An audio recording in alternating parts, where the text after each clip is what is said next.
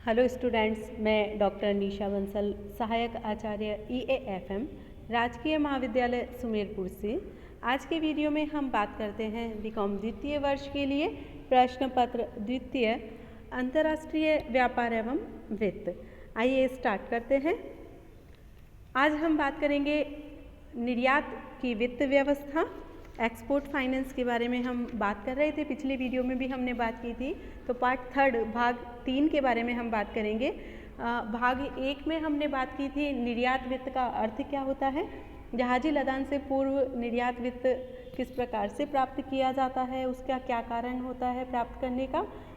द्वितीय भाग में हमने बात की थी निर्यात वित्त प्राप्त करने के लिए क्या प्रोसीजर अपनाया जाता है, और साथ ही निर्यात वित्त के लिए किस प्रकार की साख प्राप्त की जा सकती है, साख के प्रकार के बारे में हमने बात की है। आज के वीडियो में हम बात करेंगे जहाजी लदान के बाद वित्त व्यवस्था, अर्थात जहाजी लदान के पश्चात वित्त प्राप्त क्यों किया जाता है, उसकी क्या आवश्यकताएं हैं, क्या कारण हैं। तो स्टार्ट करते हैं। जहाजी लदान के बाद वित्त व्यवस्था। देखिए, सामान्य रूप से जहाजी लदान के बाद जो वित्त व्यवस्था है उसका उसको प्राप्त करने का मुख्य कारण है निर्यातकर्ताओं को आयातकर्ता से भुगतान प्राप्त होने तक, यानी कि उसने जो माल जहाज पर लदा दिया है, लदाने के पश्चात आयातकर्ता से भुगतान उसे प्राप्त होगा जब उस माल की सुपुर्दगी आयातकर्ता को मिल जाएगी, उसके पश्चात आयातकर्ता भुगतान करेगा। तो ये जो टाइम पीरियड है जिस जहाज पर जो माल चढ़ाया गया है और आयातकर्ता को वो सुपुर्द होगा, इस समय के मध्य के लिए जो आवश्यकताएं हैं, वित्तीय आवश्यकताएं, उनकी पूर्ति के लिए निर्यातकर्ता को वित्त की आवश्यकता होती है।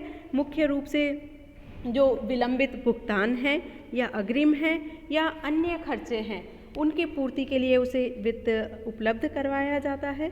यह वित्त व्यवस्था साख पत्र की शर्तों के अनुसार बैंकों या वित्तीय संस्थाओं द्वारा ऋण के समझौते के अंतर्गत प्रदान की जाती है। तो इसके लिए सबसे पहले उसकी पात्रता को देखते हैं, एलिजिबिलिटी को देखते हैं, कौन व्यक्ति इसके लिए एलिजिबल है। ऐसा प्रत्येक निर्यातकर्ता जिसने वास्तव में माल को जहाज पर लदाया है अथवा जिसके नाम में निर्यात प्रलेख का हस्तांतरण किया है, वो व्यक्ति इस प्रकार की साख प्राप्त करने के लिए वास्तविक रूप से जिसको हम बोल सकते हैं अधिकृत है, उसको वास्तविक रूप में इस प्रकार का लाभ प्राप्त हो सकता है, इस प्रकार की साख प्राप्त उसे हो सकती है। नेक्स्ट देखते हैं हम प्रलेखीय प्रमाण। इस प्रकार की साख प्राप्त करने के लिए किस प्रकार की डॉक्यूमेंट्री एविडेंस की आवश्यकता होती है। इसके अंतर्गत जो जहाज पर माल लदाया गया है, उस लदान की जहाजी लदान की जहाजीबिलिटी, साख पत्र लेटर ऑफ क्रेडिट, माल के भार से संबंधित जो प्रमाण पत्र है, उस माल का क्या वेट था जिससे ये प्रूव हो जाए कि वास्तव में माल लदाया गया है। तो ये प्रूव करने के लिए माल के भार का प्रमाण पत्र यहाँ पर लिया जाता है। माल की गुणवत्ता का प्रमाण पत्र, यानी कि माल की जो क्वालिटी है किस प्रकार की थी, उद्गम का प्रमाण पत्र, बीमा पॉलिसी जो करवाई गई है जहाज पर लदाने के दौरान, उस बीमा पॉलिसी की कॉपी यहाँ पर प्रलेखीय प्रमाण के रूप में प्राप्त की जाती है। उसके पश्चात हम बात करते हैं प्रयोजन की, पर्पज़ की, क्या पर्पज़ है इसके पीछे। तो यह साख सुविधा उन निर्यातकों को मिलती है जो माल को पोत पर लदाने के बाद की क्रियाओं को पूरा करना चाहता है, उसके लिए उसे कार्यशील पूंजी की आवश्यकता है। तो ऐसे व्यक्तियों को, ऐसे निर्यातकर्ताओं को इस प्रकार की साख उपलब्ध करवाई जाती है ताकि वो अपने जितने भी पेंडिंग उसके ऋण हैं या अग्रिमों का भुगतान करना है या विलंबित भुगतान उसे करने हैं या अन्य जो भी विभिन्न खर्चे हैं, उनकी पूर्ति के लिए यदि उसे कार्यशील पूंजी की आवश्यकता है तो इस प्रकार की साख उसे प्रोवाइड की जाती है, प्रदान की जाती है। नेक्स्ट देखिए, पोत लदान के बाद वित्त का स्वरूप, फॉर्म और type of post shipment finance, यानी कि पोत लदान के बाद जो वित्त व्यवस्था है वो विभिन्न रूपों में हो सकती है। इसके अंतर्गत निम्न स्वरूप हम बता सकते हैं। कौन कौन से स्वरूप बता सकते हैं? क्रेता साख के रूप में हो सकती है, विलंबित भुगतान के विरुद्ध अग्रिम प्रदान किए जा सकते हैं, प्रमाणित सौदे के अंतर्गत निर्यात बिल का क्रय या कटौती की जा सकती है। साख पत्र के अंतर्गत निर्यात बिल का निस्तारण किया जा सकता है।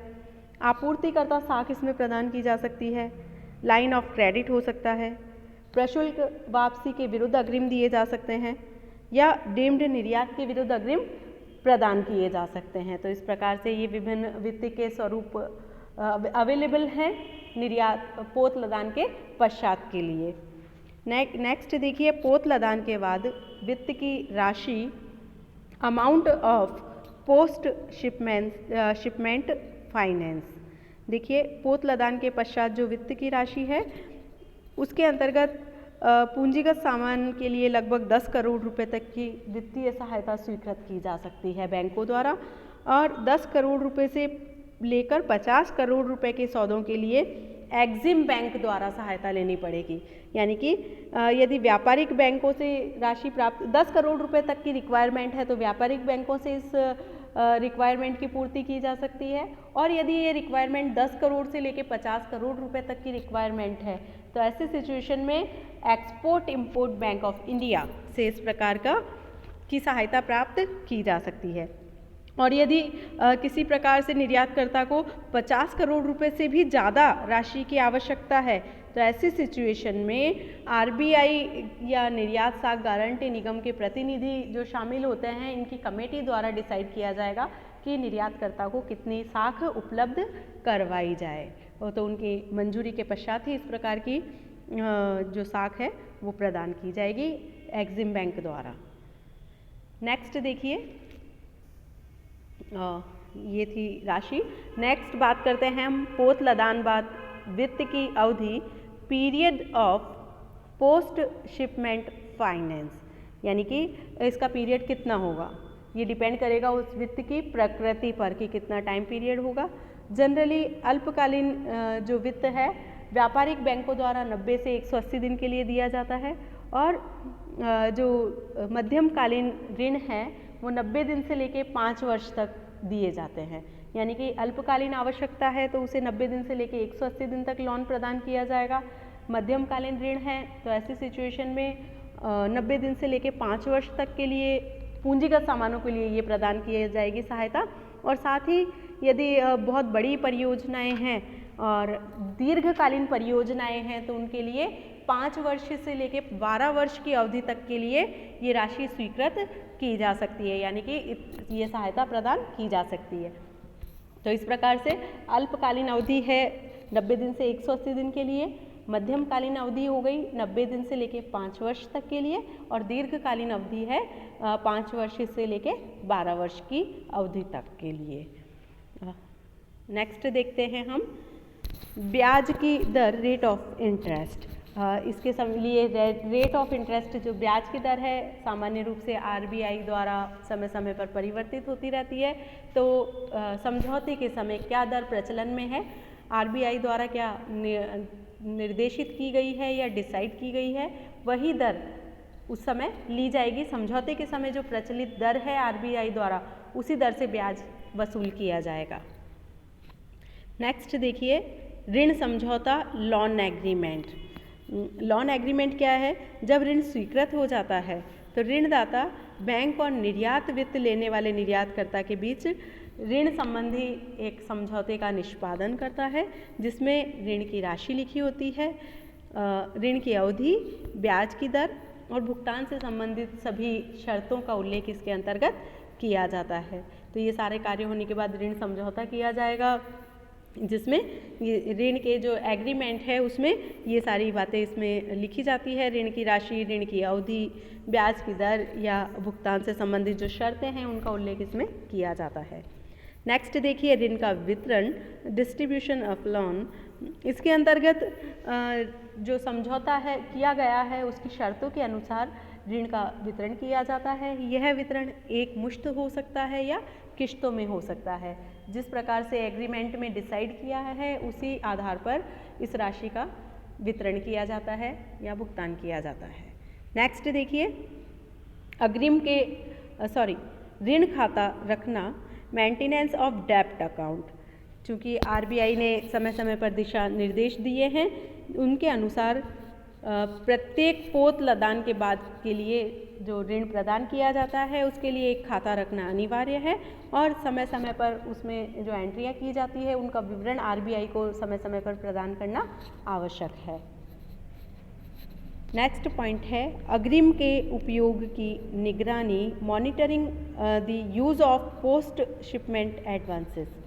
इसके अंतर्गत बैंक द्वारा जो अग्रिम दिए गए हैं, जो राशि प्रदान की गई है ऋण के रूप में, समय समय पर उसकी निगरानी की जाती है कि उस ऋण की राशि का उपयोग जो पहले से डिसाइड कार्य है उसमें किया गया है अथवा नहीं किया गया है, तो उसके अनुसार इसका निर्धारण इसमें किया जाएगा, उस पर निगरानी की जाएगी, मॉनिटरिंग उसकी की जाती है।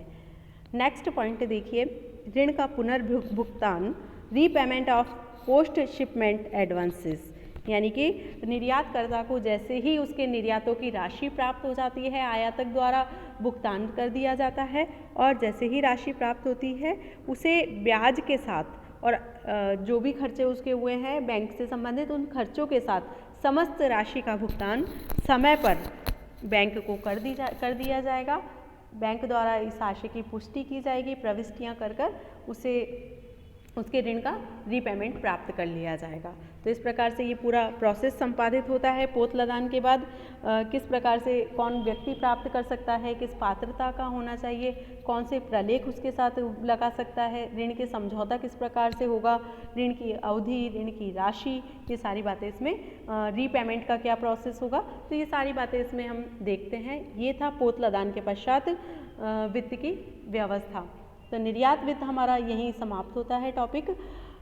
ये बहुत इंपॉर्टेंट टॉपिक है, लास्ट ईयर एग्जाम में आया हुआ है पूरा, तो इसे आप ध्यान से देखें। इसी के साथ थैंक यू वेरी, तो ये बहुत इंपॉर्टेंट टॉपिक है, इसी के साथ आप इस टॉपिक को अच्छे से पढ़ें। इसी के साथ थैंक यू।